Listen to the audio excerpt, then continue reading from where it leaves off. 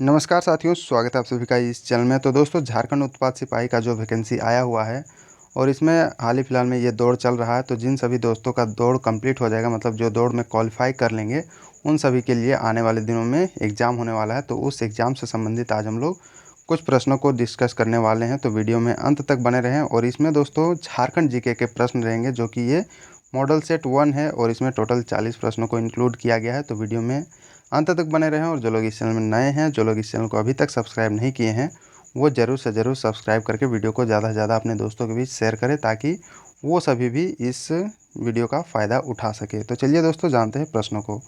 पहला प्रश्न ये है कि मुंडा शासन व्यवस्था में खूंट का अर्थ क्या होता है। तो ये जो खूंट जो शब्द है, ये मुंडा शासन व्यवस्था में इसका अर्थ क्या होता है, ये प्रश्न पूछा गया है। तो इसमें ऑप्शन दिया गया है गांव, घर, भूमि या फिर परिवार। तो इस खूंट का जो अर्थ होता है ये मुंडा शासन व्यवस्था में, ये परिवार इसका करेक्ट आंसर ये हो जाएगा। तो ये ध्यान में रखें। अब मुंडा शासन व्यवस्था में अगर देखा जाए तो ये खूंट का अर्थ परिवार होता है। और इस व्यवस्था में प्रत्येक खूंट अपने जंगल और ज़मीन का ये मालिक होता है। मतलब प्रत्येक जो परिवार जो होता है वो अपने जंगल और ज़मीन का जो क्या होता है, वो एक मालिक होता है। तो ये भी ध्यान में रखें। नेक्स्ट प्रश्न है, किस नागवंशी राजा को नागवंश का आदि पुरुष ये माना जाता है। इसमें ऑप्शन दिया गया है फनी मुकुट राय, प्रताप राय, रघुनाथ शाह या फिर दुर्जन साल। तो किस नागवंशी राजा को नागवंश का आदि पुरुष ये माना जाता है। तो ये दोस्तों, ये फनी मुकुट राय को ये माना जाता है नागवंश का आदि पुरुष के रूप में इनको जाना जाता है।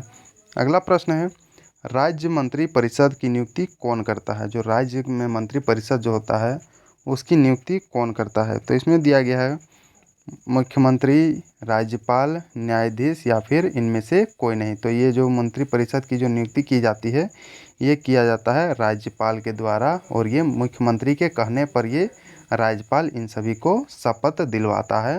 राज्य में जो मंत्री परिषद जो होते हैं, जो विभिन्न विभिन्न मंत्रालय में, मतलब वो जिन लोगों को चुना जाता है, तो ये ध्यान में रखें, ये राज्यपाल करता है। और ये किसके कहने पर करता है, ये मुख्यमंत्री के कहने पे ये राज्यपाल के द्वारा ये नियुक्ति किया जाता है।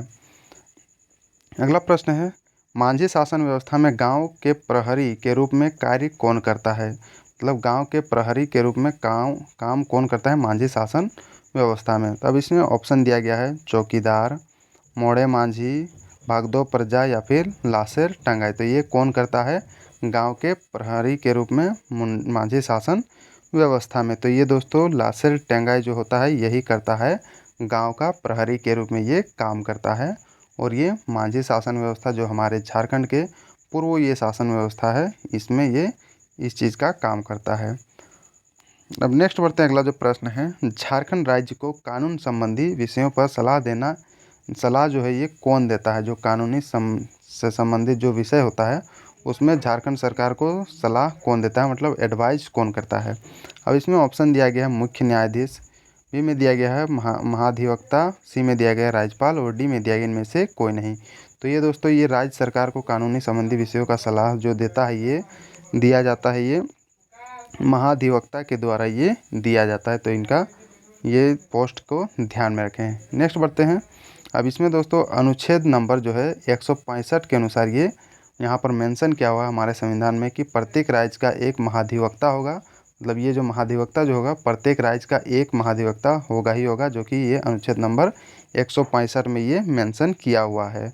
जो कि भारत का महान न्यायवादी के समान राज्य के सबसे बड़ा विधि जो कि कानूनी अधिकारी ये होता है, जो महाधिवक्ता जो होता है। तो ये ध्यान में रखें। नेक्स्ट बढ़ते हैं।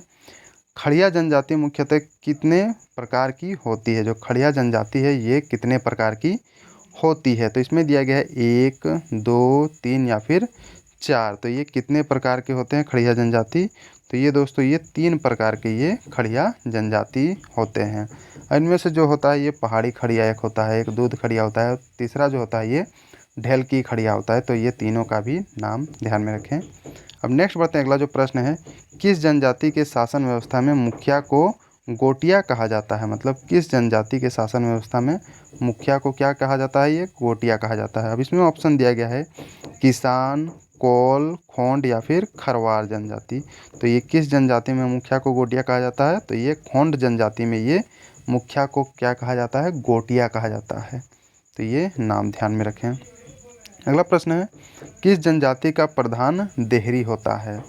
तो इसमें ऑप्शन दिया गया है बेदिया, बैगा, बंजर, बथुडी। तो ये किस जनजाति का जो प्रधान होता है वो देहरी होता है। तो ये दोस्तों बथुडी जनजाति का जो प्रधान होता है वो देहरी कहलाता है।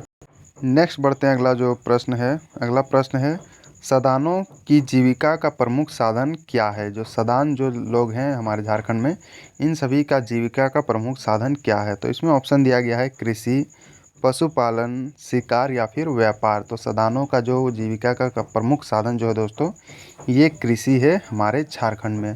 और ये सदान लोग कौन से हैं, जो आदिवासी नहीं हैं और झारखंड के मूल निवासी हैं, उन सभी को क्या कहा जाता है हमारे झारखंड में, सदान बोला जाता है। तो ये भी ध्यान में रखें। अगला प्रश्न है जनसंख्या की दृष्टि से भारत की सबसे बड़ी जनजाति जो झारखंड में भी पाई जाती है। मतलब जनसंख्या की दृष्टि से अगर देखा जाए तो भारत की सबसे बड़ी जनजाति कौन सी है जो झारखंड में भी पाई जाती है। तो इसमें ऑप्शन दिया गया है भील जनजाति, उरांव जनजाति, संथाल जनजाति या फिर गोंड जनजाति। तो ये दोस्तों ये गोंड जनजाति जो है ये हमारे देश की सबसे बड़ी जनजाति है, जो कि हमारे झारखंड में भी ये देखने को मिलती है। अगला जो प्रश्न है रानी सर्वेश्वरी देवी का संबंध झारखंड के किस क्षेत्र में ये रहा है। मतलब ये जो रानी सर्वेश्वरी देवी जो है ये झारखंड के किस क्षेत्र से ये बिलोंग करती है। अब इसमें ऑप्शन दिया गया है छोटा नागपुर, कोल्हान, पलामू या फिर संथाल परगना। तो ये जो रानी सर्वेश्वरी देवी जी हैं ये संथाल परगना से ये संबंधित हैं, तो ये ध्यान में रखें। और ये दोस्तों रानी सर्वेश्वरी देवी जो है ये पहाड़िया सरदार के सहयोग से अंग्रेज़ों द्वारा दामिनी को बनाए जाने का ये विरोध ये किया था इनके द्वारा, रानी सर्वेश्वरी देवी जी के द्वारा। और ये विरोध किया गया था 1781 के 82 के बीच में ये विद्रोह, मतलब ये जो विरोध किया गया था। अगला प्रश्न है पंडित रघुनाथ मुर्मू का संबंध निम्न में से किस भाषा से ये रहा है। इसमें ऑप्शन दिया गया है मुंडारी, नागपुरी, खड़िया या फिर संथाली। तो ये जो पंडित रघुनाथ मुर्मू जो हैं इनका संबंध है दोस्तों ये संथाली भाषा से। और इनके द्वारा मतलब ये लिपि तैयार किया गया है संथाली भाषा में, जिसको ओल चिकी बोला जाता है। तो ये भी नाम ध्यान में रखें, ओल चिकी संथाली भाषा का जो ये लिपि है और ये तैयार किया गया है पंडित रघुनाथ मुर्मू जी के द्वारा ये तैयार किया गया है। तो ये देख सकते हैं 1941 में इनके द्वारा ये तैयार किया गया था। अगला प्रश्न है झारखंड आंदोलन का जनक माना जाता है। तो ये किनको माना जाता है झारखंड आंदोलन का जनक के रूप में। अब इसमें ऑप्शन दिया गया है जे बार्थोलोमन, शिबू सोरेन, जयपाल सिंह या फिर विनोद बिहारी महतो। तो ये दोस्तों जे बार्थोलोमन जी जो हैं ये झारखंड आंदोलन के ये जनक के रूप में इनको माना जाता है। तो इनका नाम ध्यान में रखें, जे बार्थोलोमन इनका नाम है। अगला जो प्रश्न है किस राष्ट्रीय नेता का ताना भगत आंदोलन पर सर्वाधिक प्रभाव ये रहा है। मतलब किस राष्ट्रीय नेता का ताना भगत जो आंदोलन चल रहा था हमारे झारखंड में उसमें सबसे ज़्यादा प्रभाव ये देखने को मिला है। तो इसमें ऑप्शन दिया गया है, ऑप्शन में है जवाहरलाल नेहरू, जयपाल सिंह मुंडा, महात्मा गांधी या फिर सुभाष चंद्र बोस। तो इसका करेक्ट आंसर जो होगा दोस्तों ये महात्मा गांधी जी होंगे, जो कि ये ताना भगत आंदोलन में इनका प्रभाव देखने को ये मिला था। जो ताना भगत थे ये महात्मा गांधी के मतलब अनुयायी ये माने जाते थे, जो कि सत्य और अहिंसा के मार्ग पे इन लोगों के द्वारा भी ये आंदोलन किया गया था। नेक्स्ट बढ़ते हैं निम्न में से कौन सा त्यौहार कार्तिक अमावस्या के दिन ये मनाया जाता है। तो इनमें से कौन सा जो त्यौहार है ये कार्तिक अमावस्या के दिन ये मनाया जाता है। तो ऑप्शन में दिया गया है कर्मा पर्व, सरहुल त्यौहार, सोहराय या फिर टूसू। तो इसका करेक्ट आंसर जो होगा दोस्तों ये सोहराय पर्व जो है ये कार्तिक अमावस्या के दिन ये मनाया जाता है हमारे झारखंड में, जो कि एक महत्वपूर्ण त्यौहार हमारे झारखंड में ये माना जाता है।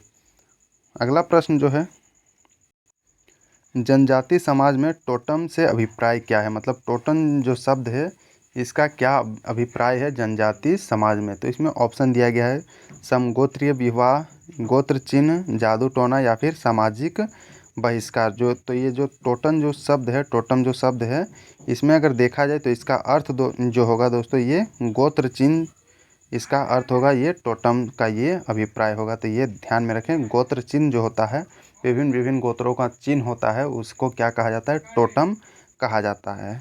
अगला प्रश्न जो है झारखंड राज्य के किस जिले को सभी किस जिले के सभी विधानसभा क्षेत्र अनुसूचित जनजाति हेतु आरक्षित है। मतलब किस जिला में जितने भी विधानसभा क्षेत्र हैं वो सभी क्षेत्र अनुसूचित जनजाति के लिए वो आरक्षित हैं। तो ये कौन सा जिला है हमारे झारखंड में।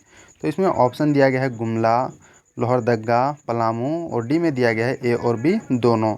तो इसका करेक्ट आंसर जो होगा दोस्तों ये ऑप्शन नंबर डी होगा। दैट मीन्स ए और बी ये दोनों जो राज्य हैं सॉरी जिले जो हैं हमारे राज्य के, ये सभी विधानसभा क्षेत्र के लिए अनुसूचित जनजाति हेतु ये दोनों जिले आरक्षित हैं। तो ये ध्यान में रखें। अगला प्रश्न जो है, झारखंड में रबी फसल के अंतर्गत सर्वाधिक क्षेत्र पर बोई जाने वाली फसल कौन सी है। जो रबी फसल के अंतर्गत अगर देखा जाए तो ये शीत ऋतु में जो बोया जाता है उस सभी को क्या बोला जाता है, रबी फसल बोला जाता है। और जो वर्षा ऋतु में बोया जाता है उसको क्या बोला जाता है, खरीफ फसल बोला जाता है। तो ये भी ध्यान में रखें। तो रबी फसल के अंतर्गत कौन सा जो फसल है जो हमारे झारखंड में सबसे ज़्यादा मतलब सर्वाधिक क्षेत्र में ये बोया जाता है। तो इसका करेक्ट आंसर होगा दोस्तों ये चना जो फसल है इसको सबसे ज़्यादा क्षेत्रों में ये बोया जाता है, जो कि एक रबी फसल है। ये चना क्या है, शीत ऋतु में उगाया जाने वाला ये एक फसल है। तो ये भी ध्यान में रखें। नेक्स्ट बढ़ते हैं। अगला जो प्रश्न है, निम्न धार्मिक समुदायों में से किनकी साक्षरता दर झारखंड राज्य में सर्वाधिक है। मतलब इनमें से जो धार्मिक समुदाय के जो लोग हैं किनका साक्षरता दर जो है मतलब लिटरेसी रेट जो है वो हमारे झारखंड में सबसे ज़्यादा देखने को मिलती है। तो इसमें दिया गया है हिंदू, ईसाई, सिख या फिर मुस्लिम। तो दोस्तों ये जो सिख समुदाय जनजाति के जो लोग हैं मतलब धार्मिक समुदाय के जो लोग हैं यहाँ पर हमारे झारखंड में इन सभी का साक्षरता दर सबसे ज़्यादा देखने को मिलता है, जो कि ये है दोस्तों 87.8% ये देखने को मिलता है। तो ये ध्यान में रखें। अगला जो प्रश्न है, निम्नलिखित में से कौन सा एक सुमेलित नहीं है। मतलब इनमें से कौन सा जो है वो सुमेलित नहीं है। बाकी सभी सुमेलित हैं लेकिन एक जो है वो सुमेलित नहीं है। तो ये कौन सा है। तब इसमें दिया गया है मुंडारी प्राइमर, ये लिखा गया है जेसी विटली के द्वारा लिखा गया है। मुंडारी ग्रामर ये लिखा गया है ए नोटरेट जी के द्वारा लिखा गया है। और सी में दिया गया है सोसा बोंगा ये लिखा गया है जगदीश त्रिगुनायत जी के द्वारा लिखा गया है। और डी में दिया गया है आदिवासी सकम, ये रामदयाल मुंडा जी के द्वारा लिखा गया। तो इनमें से कौन सा जो है दोस्तों सुमेलित नहीं है ये पूछा गया है। तो इसका करेक्ट आंसर जो होगा ये ऑप्शन नंबर डी होगा। ये रामदयाल मुंडा जी के द्वारा नहीं लिखा गया है। बाकी जितने भी हैं ये लिखा गया है। मुंडारी प्राइमर जो है ये जेसी विटली जी के द्वारा लिखा गया है। मुंडारी ग्रामर जो है लिखा गया है ये ए नोटेड जी के द्वारा लिखा गया है। और सोसो बोंगा जो है लिखा गया है ये जगदीश त्रिगुनायत जी के द्वारा लिखा गया है। तो ये तीनों का नाम ध्यान में रखें। अब आदिवासी सकम जो है ये इस मुंडारी भाषा के द्वारा मतलब में लिखा गया एक पुस्तक है, जो कि ये जयपाल सिंह जी के द्वारा ये लिखा गया है। तो ये भी ध्यान में रखें। आदिवासी सकम ये जयपाल सिंह जी के द्वारा लिखा गया पुस्तक है। अगला जो प्रश्न है, निम्न में से किसे मंदिरों का गांव कहा जाता है। मतलब किस जगह को मंदिरों का गांव कहा जाता है हमारे झारखंड में। अब इसमें ऑप्शन दिया गया है अंजन ग्राम, इटखोरी, मलूटी या फिर देवड़ी। तो किसको मंदिरों का गांव कहा जाता है हमारे झारखंड में। तो ये दोस्तों मलूटी को मंदिरों का गांव कहा जाता है हमारे झारखंड में, जिसमें यहाँ पर देखा जाए तो टोटल 108 मंदिर यहाँ पर देखने को मिलता है। और ये मलूटी दोस्तों ये दुमका जिला का एक गांव है। तो ये भी ध्यान में रखें। नेक्स्ट बढ़ते हैं। निम्न में से कौन सा एक झारखंड का प्राचीनतम वाद्य है। मतलब जो कि सबसे प्राचीनतम वाद्य यंत्र है। अब इसमें दिया गया है मांदर, नगाड़ा, ढोल, धमसा। तो इनमें से कौन सा जो है जो एक प्राचीनतम वाद्य यंत्र है और ये हमारे झारखंड से ये बिलोंग करता है। तो ये मांदर जो है दोस्तों ये सबसे प्राचीनतम वाद्य यंत्र है हमारे झारखंड का। मांदर कुछ इस प्रकार का देखने को आपको मिलता होगा, जो कि हर त्यौहार में ये बजाते हैं जो यहाँ के लोकल निवासी लोग हैं। अगला जो प्रश्न है, निम्न में से कौन सा मंदिर एक प्रख्यात तंत्र पीठ है। मतलब इनमें से कौन सा मंदिर जो है ये एक तंत्र पीठ है जो कि काफ़ी प्रख्यात है। अब इसमें ऑप्शन दिया गया है मौलिच्छा मंदिर, माता चंचला देवी मंदिर या फिर माँ उग्रतारा मंदिर। और डी में दिया गया है नौलखा मंदिर। तो इसमें से कौन सा एक मंदिर है जो कि सबसे प्रख्यात ये तंत्र पीठ है। मतलब यहाँ पर तंत्र विद्या के लिए ये जाना जाता है। तो ये दोस्तों इसका करेक्ट आंसर जो होगा ये माँ उग्र तारा मंदिर जो है ये इसका करेक्ट आंसर होगा। दैट मीन्स ऑप्शन नंबर ये बी इसका करेक्ट आंसर होगा। ये ऊपर नीचे ये ऑप्शन हो गए हैं। नेक्स्ट बढ़ते हैं। सिमडेगा का रामरेखा मेला प्रतिवर्ष किस दिन, मतलब ये ब्रैकेट किस पूर्णिमा के दिन ये आयोजित किया जाता है। अब इसमें ऑप्शन दिया गया है चैत, कार्तिक, सावन या फिर माघ। तो ये कब आयोजित किया जाता है सिमडेगा में जो रामरेखा मेला जो लगता है। तो ये अगर देखा जाए दोस्तों तो ये कार्तिक पूर्णिमा के दिन ये आयोजित किया जाता है प्रत्येक वर्ष, जो सिमडेगा में ये आयोजित किया जाता है और इसका नाम है रामरेखा मेला। तो ये भी ध्यान में रखें। अगला जो प्रश्न है, नचनी क्या है। नचनी जो है एक शब्द है, इसका क्या अर्थ है। तो इसमें दिया गया है नृत्य, लोकगीत, चित्रकारी या फिर इनमें से कोई नहीं। तो इसका करेक्ट आंसर क्या होगा, नृत्य इसका करेक्ट आंसर ये होगा नचनी। अगला प्रश्न जो है, मुंडारी फोकटेल नामक पुस्तक किनके द्वारा ये लिखा गया है। ये एक प्रसिद्ध पुस्तक है मुंडारी फोक टेल। तो ये किनके द्वारा लिखा गया। अब इसमें ऑप्शन दिया गया है पीके मित्रा, ए.के. झा, रामदयाल मुंडा या फिर ए.सी. राय। तो ये जो पुस्तक है दोस्तों मुंडारी फोक टेल, ये लिखा गया है पीके मित्रा जी के द्वारा लिखा गया एक प्रसिद्ध पुस्तक है, जो कि ये 1956 में ये लिखा गया था। अगला जो प्रश्न है, ईसाई मिशनरियों द्वारा छोड़को रने मारे हापडाम रेयाक किस लिपि में लिखी गई पुस्तक है। मतलब छोड़को रने मारे हापडाम रेयाक ये जो पुस्तक है ये किस लिपि में ये लिखी गई है, जो कि ये ईसाई मिशनरियों द्वारा ये पुस्तक लिखा गया है। अब इसमें दिया गया है ओलचिकी लिपि, रोमन लिपि, देवनागरी लिपि या फिर इनमें से कोई नहीं। तो इसका करेक्ट आंसर जो होगा दोस्तों ये रोमन लिपि में ये लिखा गया है, जो कि ये ईसाई मिशनरियों द्वारा इस पुस्तक को लिखा गया है।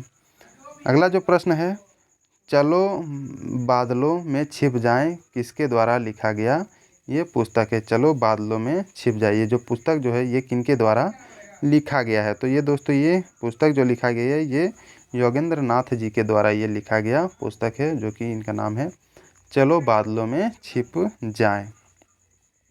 अगला जो प्रश्न है, सेवा विवाह निम्न में से किस जनजाति में ये प्रचलित है। अब इसमें ऑप्शन दिया गया है संथाल, मुंडा, बिरहोर या फिर उपरोक्त में से सभी।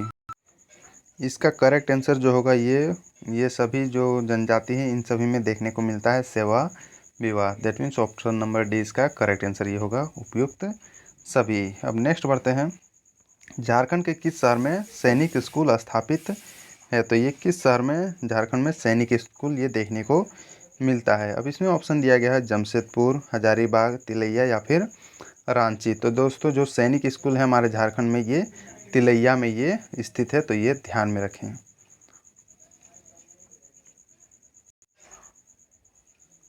और इसकी स्थापना अगर देखा जाए तो ये 1963 में, जो कि ये कोडरमा जिले के तिलैया में ये स्थित है, तो ये भी ध्यान में रखें। अगला जो प्रश्न है, हिंदी विद्यापीठ देवघर की स्थापना कब हुई थी। जो हिंदी विद्यापीठ देवघर में स्थित है इसकी स्थापना कब की गई थी।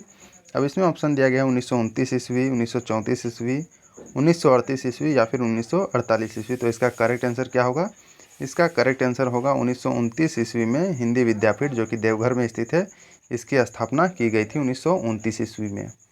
अगला जो प्रश्न है, तिलैया स्थित सैनिक स्कूल की स्थापना कब हुई थी। तो दोस्तों तिलैया स्थित सैनिक स्कूल की स्थापना, जो कि पिछले स्लाइड में मैं ये बता चुका हूँ, ये 1963 ईस्वी में ये इसकी स्थापना की गई थी। अगला जो प्रश्न है, 16 सितंबर 1963 में इसकी स्थापना की गई थी, जो कि ये कोडरमा में ये स्थित है।